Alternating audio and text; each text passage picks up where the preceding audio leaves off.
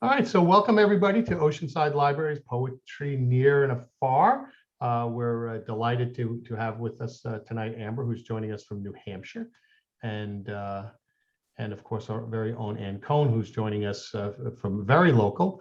And so, without any further ado, Anne, the floor is yours. Well, good evening, everyone. I hope everyone enjoyed the sunshine yesterday.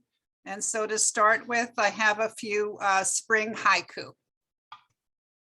Kamikaze bee, preferring indoor flowers, bangs into windows. Kamikaze bee, preferring indoor flowers, bangs into windows. Rebuilding the nest, a tenacious monk parrot adds another twig. Rebuilding the nest, a tenacious monk parrot adds another twig. Cherry blossoms have a Marilyn Monroe moment in the strong breeze. Cherry blossoms have a Marilyn Monroe moment in the strong breeze. So as everyone who knows me knows, I like to do a combination of old and new, petty and sublime, silly and serious. So the next two poems I'd like to dedicate to my mother. You know that I lost my mother in December. Mother's Day is coming up. So these two poems are for Mom. I'll start with the silly one. This one is called Lost in Translation. No one escapes maternal advice, but when uttered in German, makes one think twice. Disdaining the look of messy hair, Mom told us to comb out tresses with care. Mädel, Mädel, mach dich locken, sonst die Buben lass dich hocken. Maiden, maiden, curl your hair, or boys will leave you hanging there. Sitting tongue-tied when company came would be considered an awful shame. Nicht sitzen wie ein Kleiderbügel, like a clothes hanger, do not sit. My sister and I tried to imagine it. We crooked our elbows and turned our faces, simulating hangers with social graces. We were genuinely confused. Somehow, Mom was not amused. Any new fad or fashion sensation invited the following declaration. So bekannter wie ein bunter Hund. Think that trendy outfit looks perfectly fine? You'll be as famous as a striped canine. When words of wisdom were left unheeded, a more direct approach was needed. Ein Wink mit dem Zaunpfahl is no reason to boast. You've just been handed a hint with a gate post. Thank you. And this one I read at Mom's funeral. It's called Handcrafted Love, and I'm wearing one of her shawls this evening. For some, words suffice for affirmation, but homemade love was Mom's vocation. Stitch by stitch with basted seams, handcrafted love lives on in dreams. Curtains billowing in breeze, linens trimmed and hemmed with ease, needlepoint and tapestry, shelves edged with lace filigree, spinning wheel and weaving loom, embroidered pillows dress up a room, afghans, layettes, scarves and socks, knitting needles keep time with clocks, sweaters, mittens, hats and gloves, cozy shawls as soft as doves, mended holes vanish without a trace, crocheted doilies fill blank space, wedding gown, christening gown, Barbie clothes. How many garments? Nobody knows. 1,000 I love yous, wordlessly spoken, handcrafted by Martha, a treasured token. Thank you. This one is called Brewing the Perfect Poem. Fill the kettle with ideas while waiting for inspiration. Don't let it boil over. Watch as the steam rises. Let it elevate your thoughts. How long should you let imagination steep?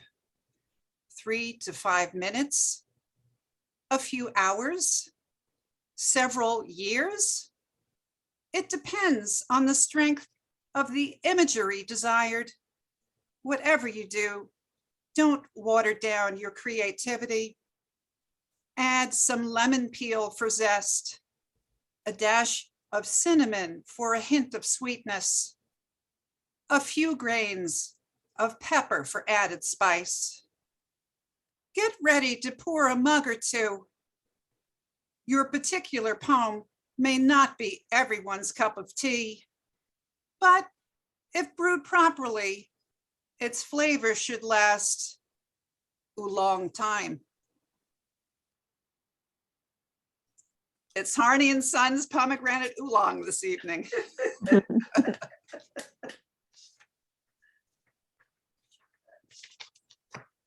And I'm forever writing bunny poems. So this is one I actually started about a year ago, and I finally finished it. And no, Judy, I did not submit this one to the pet anthology submission thing because it wasn't finished. I finished it the day after I made my submissions. So this is called For I Will Consider My Bunny Mochi.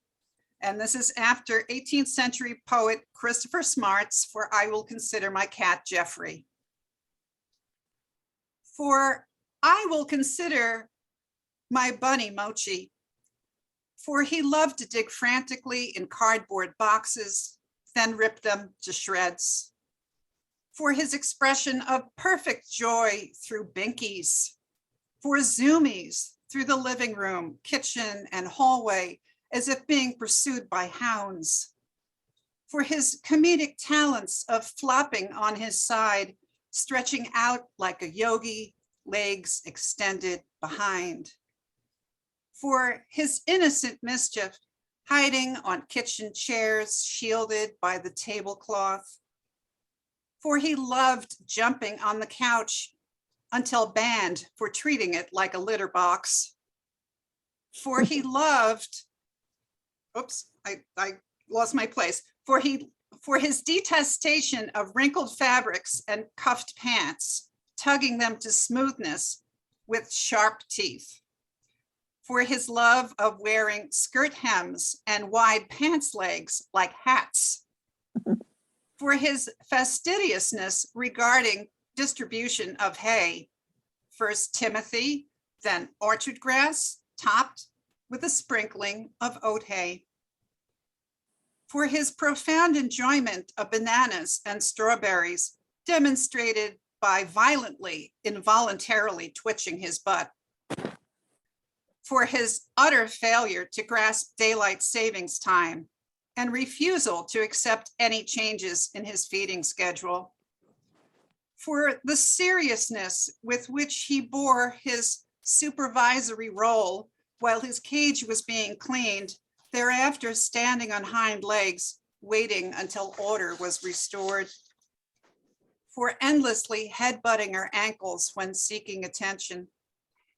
For his forlorn expression, thrusting nose and paws forward for final pets before mom and dad headed out the door. For his generosity with kisses when his head was rubbed. For he provided free pet therapy when mom and dad had a rough day at work. For the solemnity with which he cleaned his long, luxurious ears and washed his sweet face. For lop-ear bunnies are among God's finest creatures, and Mochi was a very fine bunny indeed.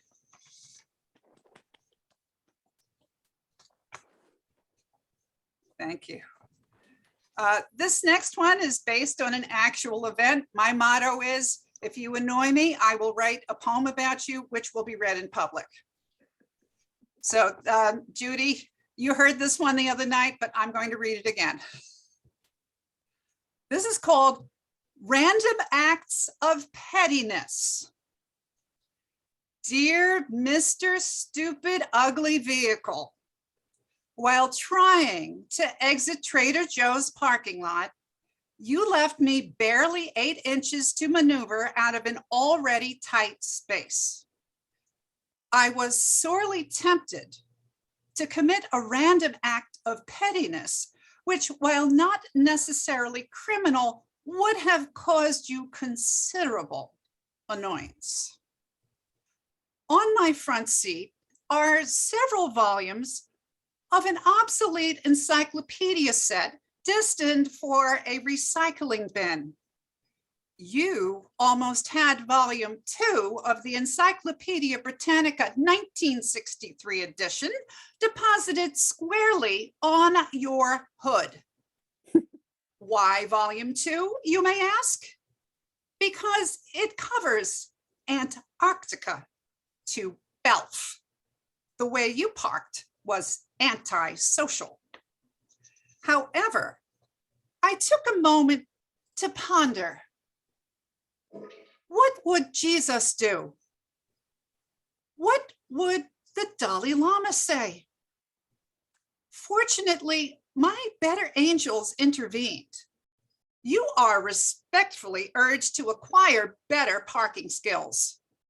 The next time you hog up a space and a half, someone might drop some heavy knowledge on you for real. Have a petty nice day, misdemeanor. Thank you.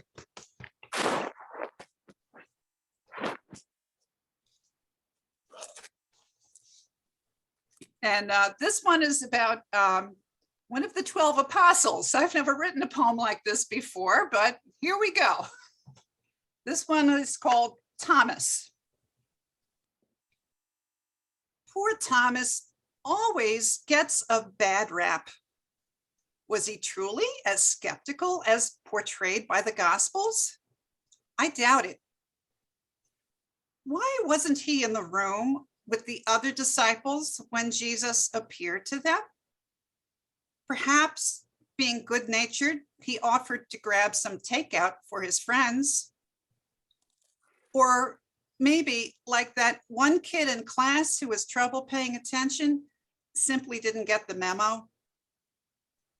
What if Thomas happened to be a visual kinesthetic learner? By stating his need, Thomas was invited to draw closer and investigate our Lord's wounds, and in so doing, was declared blessed. We could all take a lesson from Thomas. By asking for what we need, we might receive what we wanted all along, to be seen and heard.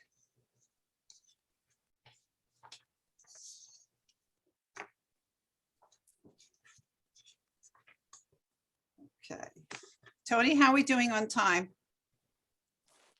You are doing fine. You have another 7 minutes. I have another 7 minutes? Yeah. Oh dear. Well, there's no requirement that you use those 7 minutes. Okay. If you run out of poems and you want to tap dance or sing or I could make several very bad puns. I could but you have up to 7 minutes. Oh, okay. Okay. All right. I timed myself and this seemed to go. When I time myself, I seem to take a lot of time, but all right. I do have a few others. Okay, this is another new one, hot off the presses. I've been writing a lot of letters lately, and I started reaching out to some relatives thanks to Ancestry.com. And this one is called The Art of Letter Writing. My brain composed a letter that bubbled from my heart. Words trickled down my sleeve until my pen began to start.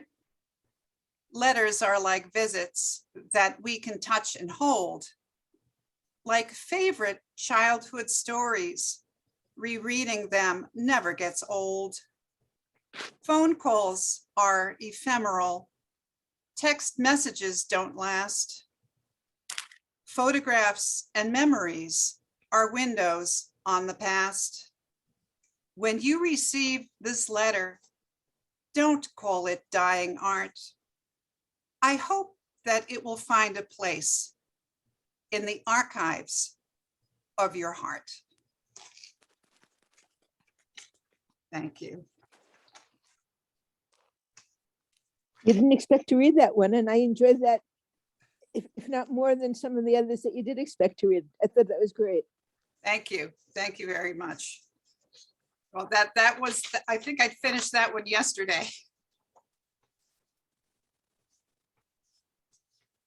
I like your sense of humor. Okay, this one is called Keep Moving. This is my motivational poem. Keep moving. Forget what you've learned about the shortest distance between 2 points or the way a crow flies.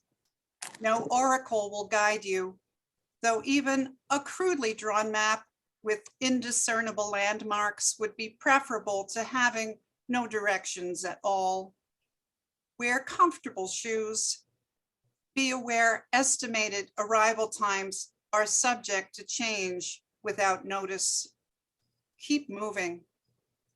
Your route consists of roads less traveled, through trash-strewn alleys and vacant lots littered with broken glass. Keep moving. On lucky days, you may encounter some welcome distractions.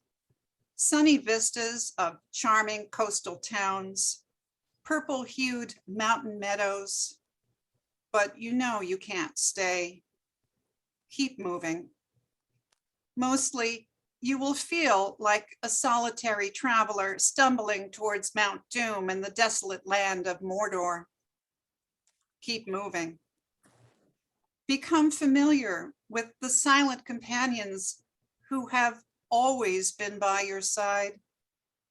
Pain has been polishing your imperfections into gems of compassion. Gratitude has been gifting you with bouquets of simple victories. As you keep moving, you'll discover your feet have grown wings, ready to fly you home. And thank you. For my last one, I'd like to do a poem about my dad. This is called My Father's Hands. When I close my eyes, I remember my father's hands, sturdy and strong, long-fingered, prominently veined, leaving their imprint in the various projects still visible throughout my childhood home. I loved keeping him company as he painted, wallpapered, hammered, and sawed. We'd spend hours listening to recordings of old radio broadcasts while he worked. His were the hands that taught me to light a match, drive a nail, and eventually drive a car.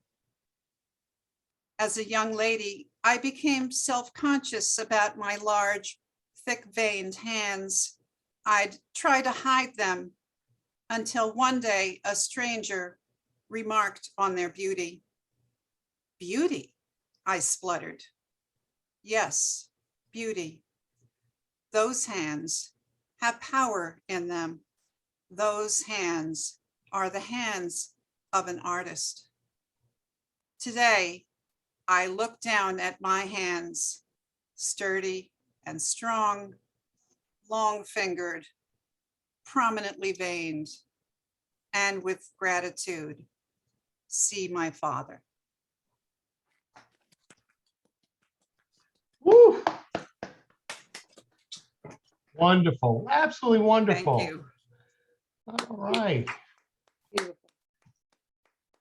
okay. Great job. And you see, it's we had you fine. You could have gone on for a lot more. We love all that stuff. Great poem though. Okay, so next up we have joining us now from New Hampshire. We have Amber Crowtree, and Amber, it's all yours. Hi, can you all hear me okay? Sure. Yes. Yeah. Thank you, Anne. That was awesome. It's a pleasure to read with you. I am going to read from my 2 chapbooks that were published last year at the same time, which is crazy. But I'm also the artist of the covers. So this is from Desigo Press, Harboring the Imperfect. And I'm going to read, continuing Anne's thoughts on, Mother's Day.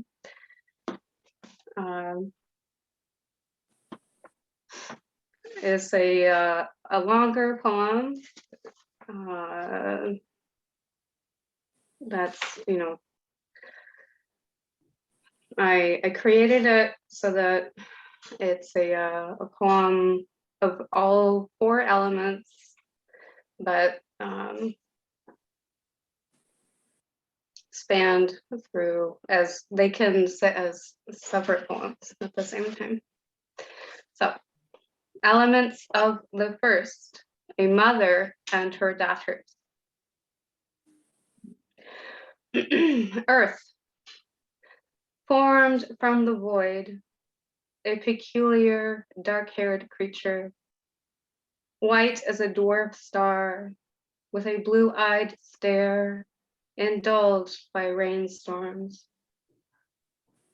She ate of the fruit at 16, cleaved unto man's word that called her a curse.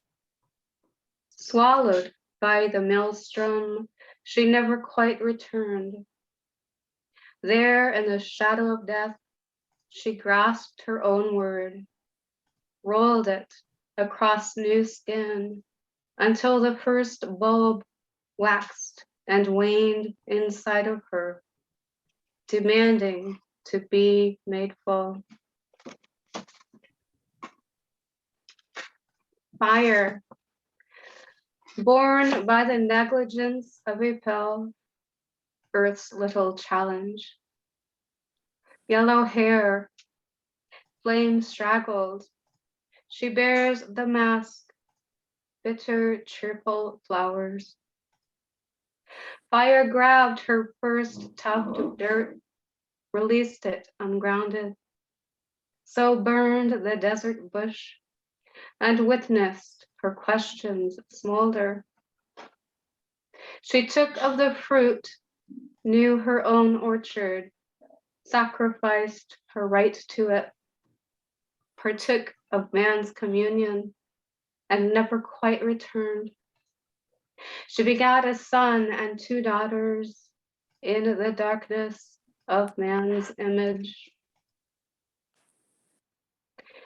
Air, emerged earth, bulbous, smelling of crimson and ether, creating a screaming tear out into the dormant winter.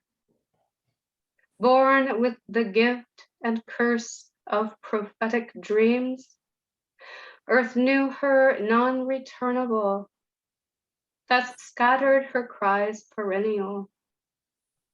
Air grew tall and gentle,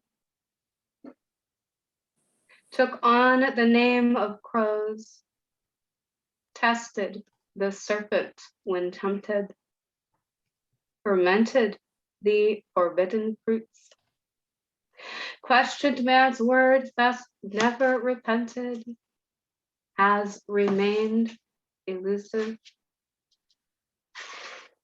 Water, the final daughter, continued a lineage of redheads, her skin white as a winter moon. She mirrored Earth's tiny blue eyes as vacant stone bird baths, reflecting dew storms. She went on to incubate eggs, begat 2 daughters in her own image. She let man's word dunk her into the sea to please the earth, to be made full, yet never quite repented.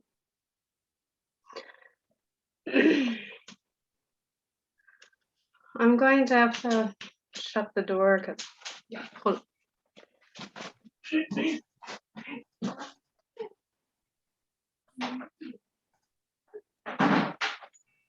That's all part of the COVID world. That's okay. It's all part of the COVID world. We've all done similar things. I can get away with that. Okay, cool. Yeah. So that was from my first little chapbook. So I'm going to, let's see. From my second chapbook, this was published through Finishing Line Press. The Invaluable Hours. I'm also the artist of the cover. And let's see. So I chose this poem especially to show the difference between, you know, mother and daughter poems, which is really cool. And thank you for being on the same page with me. My father was an evangelist, so biblical terms, yeah, they stay with you, right? So this is a different story of my birth. Delivered of Gardens. And this also this book is a memoir in poems, so it's completely different from how the language is. Okay, Delivered of Gardens. Adam and Eve were born in a warm paradise. My days started on a January abyss at noon, as if showing up for a showdown. While the doctor sewed my mother up, he sang, "Mary, Mary, quite contrary, how do your babies grow?" This was my favorite childhood story. How a military doctor delivered me, singing a metaphor to my mother, Mary. I grew up learning of gardens from her, the planting, waiting, the tending and harvest, and the losing of entire crops. Did she find me cruel from the start, holding my red, screaming 10-pound self, responsible for the damage done? For I could not keep my purple cabbage leaf, the one I had made a home out of. Will I ever have one?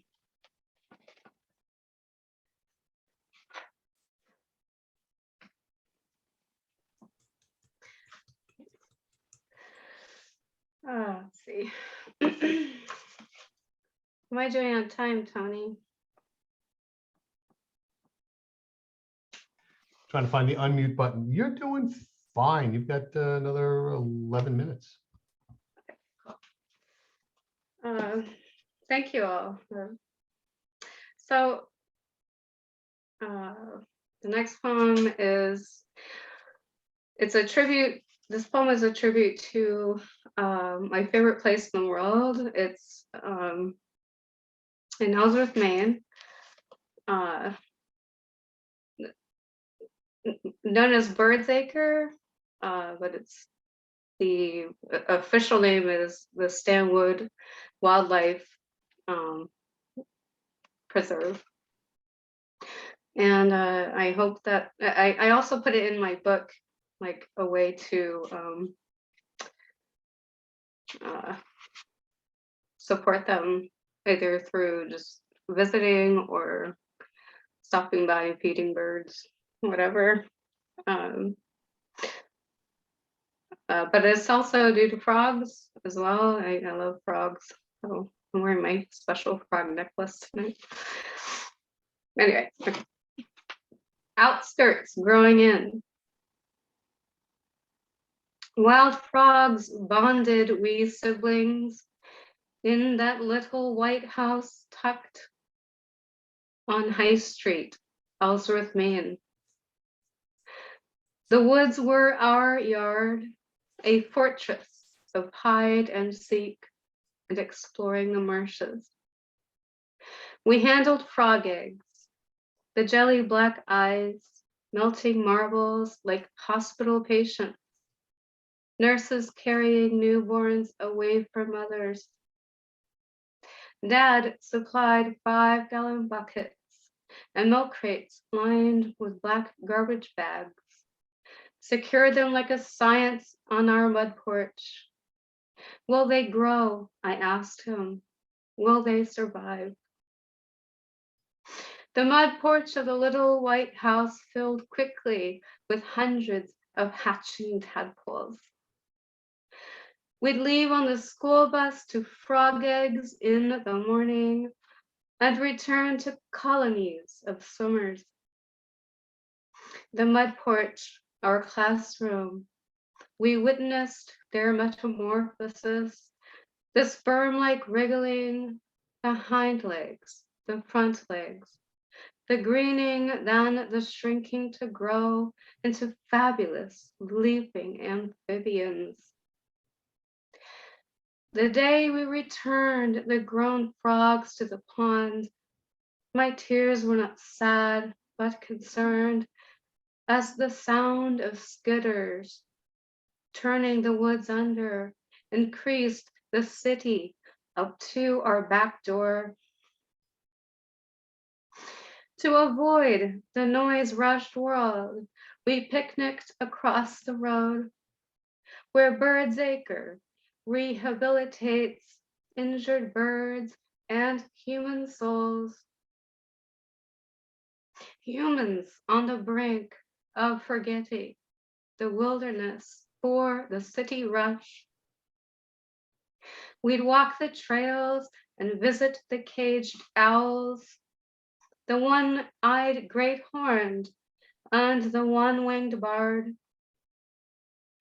One summer at the age of 8, I volunteered to feed the birds. I revived songbird beaks by way of syringed, salt-free peanut butter. One day I chased a seagull around the caring room to keep her calm. Another day, while filling a kid-sized swimming pool for a bald eagle, my boss said, update him about Mickey Mouse. I did not. Instead, my solo words were apologies to the wild bird. I daily consoled a flightless crow through chicken wire, and he listened. Today, High Street is a one-way, two-laned road, shifting tourists like fish through the Golden Gate to Acadia. Our empty white house looks smaller and smaller, while Birdsacre clings to its own history and future. The frogs are alive and well. They just may take over the city.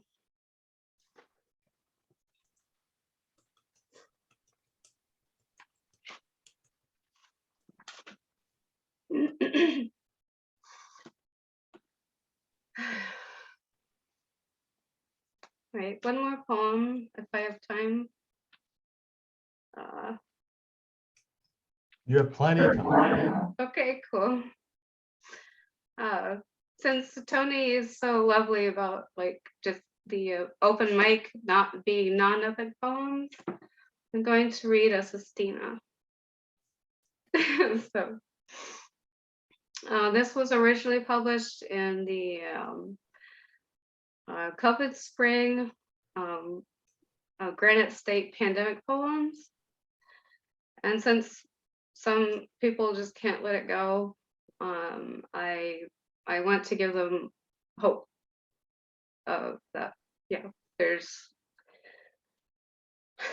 just spring is here. So one of my favorite poets, Richard Bradigan, I quoted him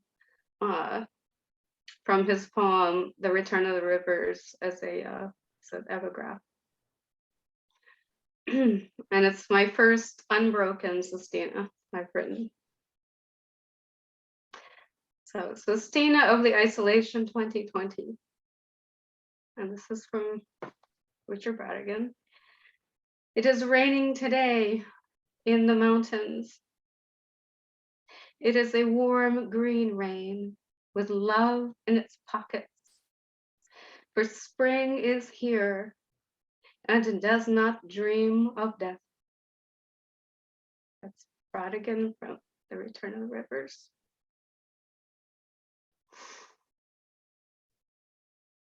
Ever since losing my job, I have had the strangest dreams. I believe my spirit is releasing toxins like so many seeds. This way, the hurt goes away, grows anew, cleanses like spices. By way of the sunshine and the random spring rain. Perhaps my body is morphing as I listen to more music. My man is away 9 hours a day because he is essential. I was homebound this time last spring due to essential healing from an at-work injury. At that time, I feared music. Every song, no matter what type, brought me tears like rain. Unable to walk without pain, I sat determining seeds. Which ones to plant in my gardens? Flowers, herbs, and spices. I was determined to heal and shift my often bad dreams. I had time to renew and cultivate my future dreams by submitting poems and drawing again. These became essential. I reinvoked my passion of learning medicinal herbs and spices. During my 20s, as an herbalist apprentice, I saved seeds, wild and cultivated, learned by books, searched plants in the rain. I would keep flower heads like love in my pockets, like music. These days and nights, my man and I listen to classical music while washing the dishes or creating dinner. It is now essential whose turn it is to sift through our vinyl records, plentiful as seeds. We are both under age 50, plenty of time to fulfill dreams. Yet with these hours in isolation, I've been using more spices as if I am dying. But spring does not dream of death in warm green rain. The wood frogs in the valley vernal pool mate in the green rain. Early AM or in the gloaming, we love their vocal music. The other day, I discovered their eggs, masses of jelly seeds. Where time has slowed for me, they have hurried their dreams. The chickadees and spring birds compose the essential. All of this awakening, procreated, seasons, poems with spices. Ever since losing my job, I've become a kitchen goddess. Spices, herbs, recipes, sought or forgotten, come to me like music. I have started my day journal again and am waiting and then writing my dreams. I wish I had left my gruesome job sooner to work on the essential. Yesterday, I appeared in town for more food, wine, and seeds. Too many folks wearing masks, erased faces, cannot smell the rain. Today, my essential man is working from home. We shared last night's dreams and sweet spices at breakfast. I planted seeds before the rain returned. Tonight, we dance to music of Montalbani.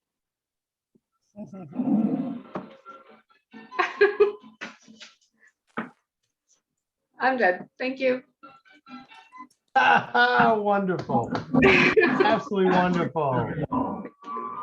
I'd ask everybody to unmute themselves and let's give a nice round of applause for both the Amber and Anne. Two wonderful readings tonight. Thank you.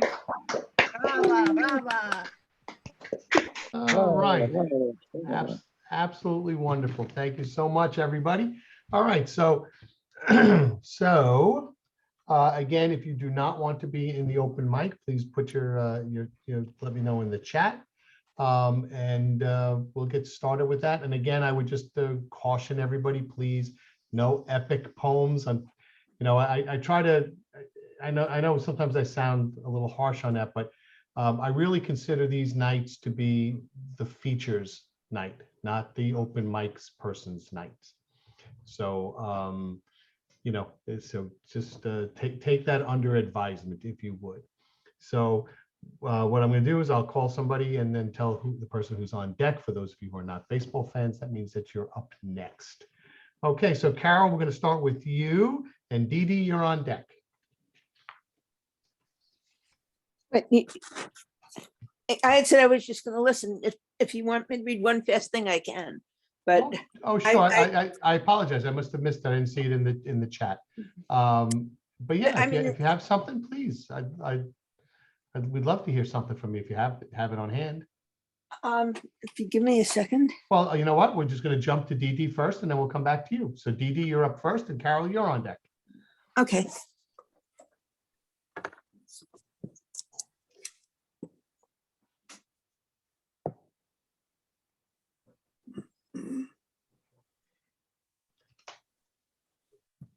And I know because I make this mistake as well. We're only 2 years into this, but if you could unmute yourself, Doreen. I thought I did. Yep, No, there we I'm not go. gonna say what I said, except what I said was my hat's tipping to both Amber and Anne. Beautiful and moving, wonderful, wonderful stuff. This is called Peace on Earth Day poem. Earth round is swollen bellies, tears, the raindrops of a child, empty of all but emptiness. Here's comfort, a hand held out, beware the dagger, the anger, the cold, uncaring shoulder. Third world, our world, looking for the fourth world. Happy babies, handshakes, trust. Smile behind my back as to my face. Unite this hope-forsaken race.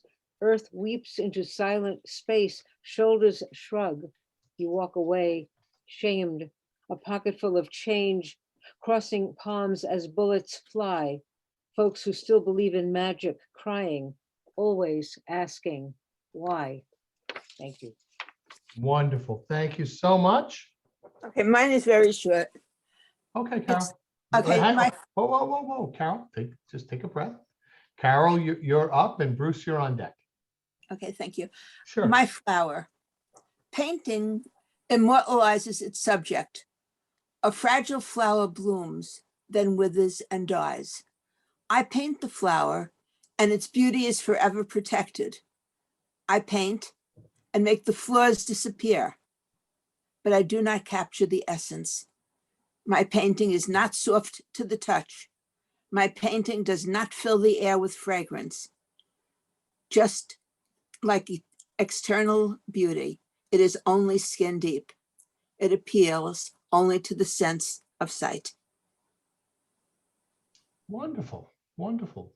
Very insightful. Thank you, Carol. All right. I paint as well. I think you could figure Yeah. that out. That's great. Great. Thank you so much. All right, Bruce, you're up, and Emiliano, you're on deck. Thanks. So I have a chapbook coming out on Finishing Line Press, or through Finishing Line Press in July. This poem is not from that book.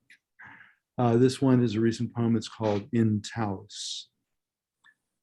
In Taos, inside the fog, within the sun, trying to break through, tangled thoughts come to the surface like aquarium fish, kissing the air, then returning to aimless swimming. The break free of it, not quite there, and yet regrets always rise like bubbles amid the algae floating through the neglected adobes I passed down the road from the closed Taos Pueblo, stifled by the flow of tan-shorted tourists who've taken over the spaces needed to breathe, like schools of piranhas leaving nothing but the bones. And if I could contemplate through this migraine, I would see Indian drummers and dancers and hear the hi-yay of their chants, kissing the breeze of a rolling beat. But the failings in so many things that could have been assault the air, canceling the dust as it laces by my face. Thanks. Wonderful. Thank you very much. Thank you. All right, Emiliano, you're up, and Marvin, you're on deck. Okay. Good show by everyone. The poem I'm going to read is called While Still. What a tragedy it would be to find a paragraph with no words, to have a world without music, a house with no roof, a mural without paintings, a dancer with no feet, a poem without a voice, or a kiss without her lips. What a tragedy it would be, the guitar with no strings. Yes, indeed, what a tragedy it would be to pen down our emotions and not be able to read one another while still in love. Thank you. Thank you very much. Okay, Marvin, you're up. Bernardo, you're on deck. This poem deals with the plight of a junior high school teacher.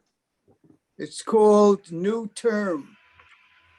Choking cats was Larry's thing, till the guts spill out, he told the class, standing before them, his fingers curled around his sister's stuffed toy. Larry now was that toy. Meow, meow, meow me was how they cried, he laughed. Before they died, they cried. Then what? Herbie asked. I dumped them on the beach or tossed them in the water. And with that, he threw the toy across the room where Herbie sat. Meow, meow, a dozen shrieked. Bow, wow, wow, a dozen growled. Enough, the teacher said. The first of many failures this term, he thought. My summer vacation oral report. He could not get adjusted to these adjustment kids. They all had problems, so did he. What to do to keep them from tearing themselves apart, like cats and dogs. You didn't hear me yet. I had a summer too. Of course you did, Jane. And I want you to tell me about it in your notebook. All of you start writing. I'm going to collect your summer vacations at the end of the period. He's a geek, Larry called from a seat in the back where he not only threw cats, but books, pages, covers himself at Herbie, Peter, Clifford. Start writing. He tried to put John Wayne into his voice, but it rarely worked with them. 10% of your first marking period grade will be this composition. He knew even this would fail, that in a few minutes, Gregory would lean over and nibble on Clifford's ear, that Herbie would start banging on his desk with anything he had, that Susie would lift her dress and the boys would make sucking sounds, that pages would be flying, that, hey, teach, how do you spell summer? 1 M or 2? 1 M would make it Summer, of course. That would take the capital. Summer was in the Euphrates Valley. Don't get him started with that crap. Spell it anyway, who cares? Said Larry, or Gregory, or Peter. The room seemed to grow smaller. Their 20 mouths seemed to be magnets, pulling them in, gobbling them up, to be spit out, to be spit against the blackboard, a show and tell item, a captive here, long term. Thank you, Marvin. Thank you very much. Welcome. Bernardo, you're up, and JR, you're on deck.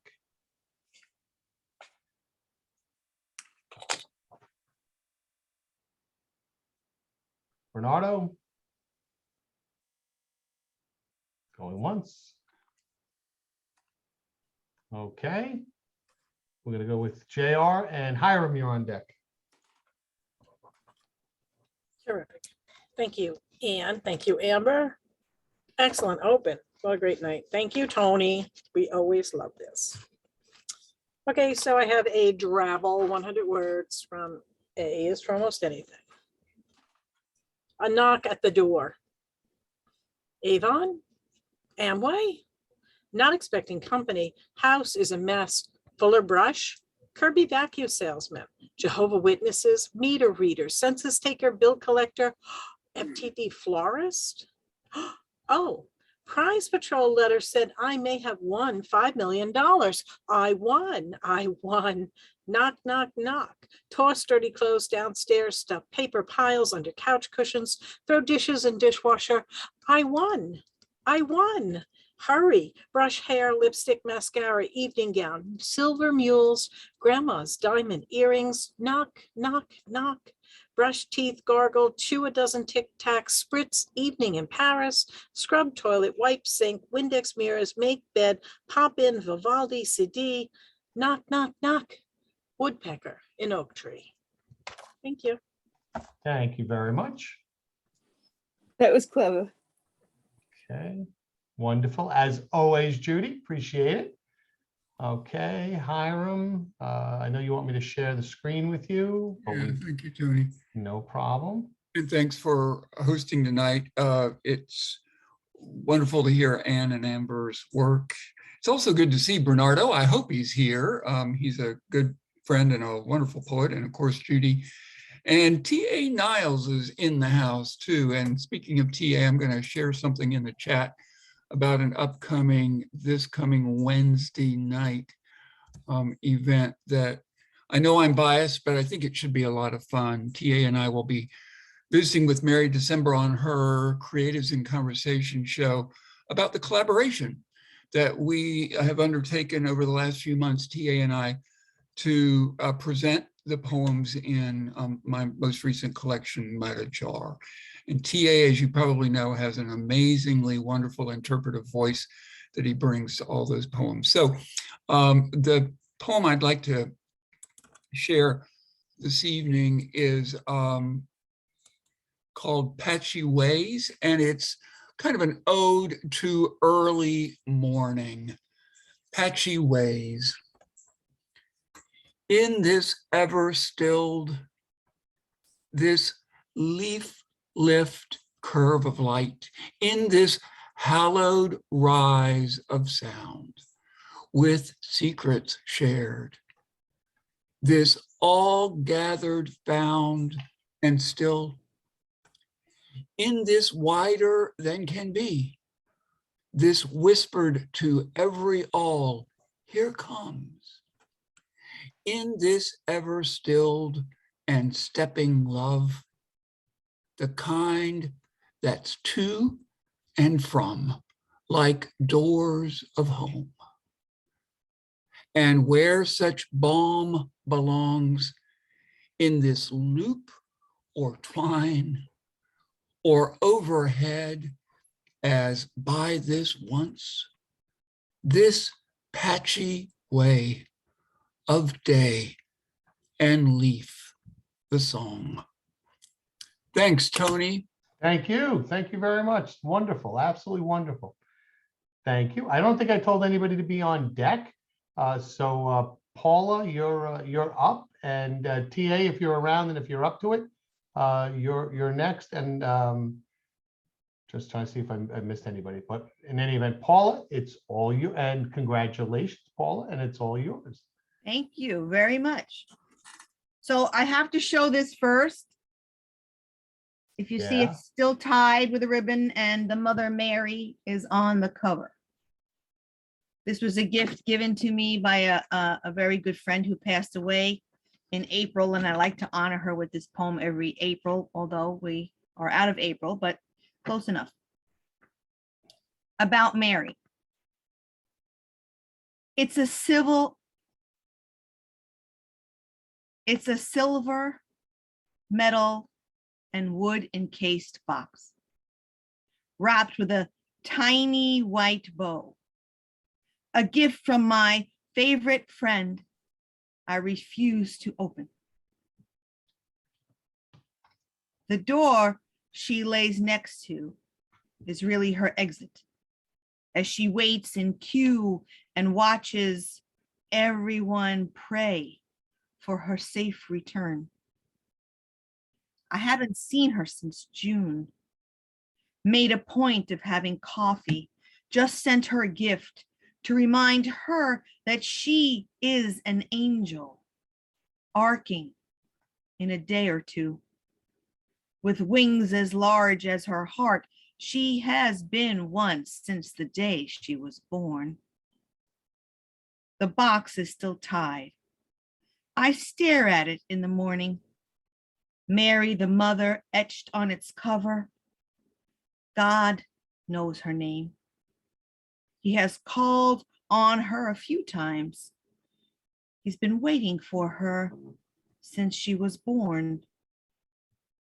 Last time I texted, she told me about the port, the bionic one under her skin.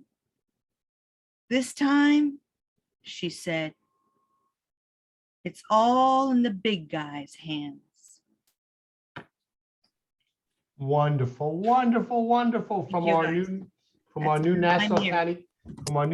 County, Poet Laureate, who finishes up this evening. Thank you so much. Thank you, guys.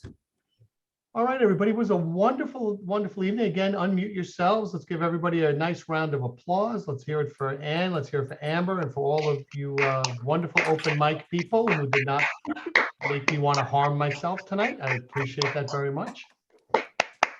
So thank you all very much.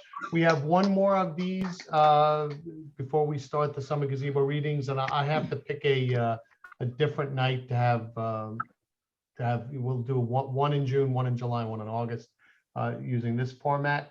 But again, if you're local or if you're going to be local, please, we would love to have you, especially anybody that's been coming to these. We will certainly give some advantage to as we go to setting up the schedule.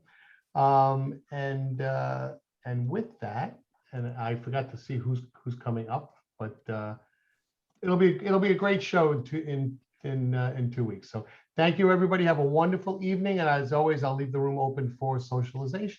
Thank you. Thank you, Tony. Thank you, Tony. Thank you, Tony. Thank you, Oceanside Yeah, Library. Tony. Tony. Wonderful, wonderful evening. Thanks so much. I know. The poetry was fantastic. It was a pleasure to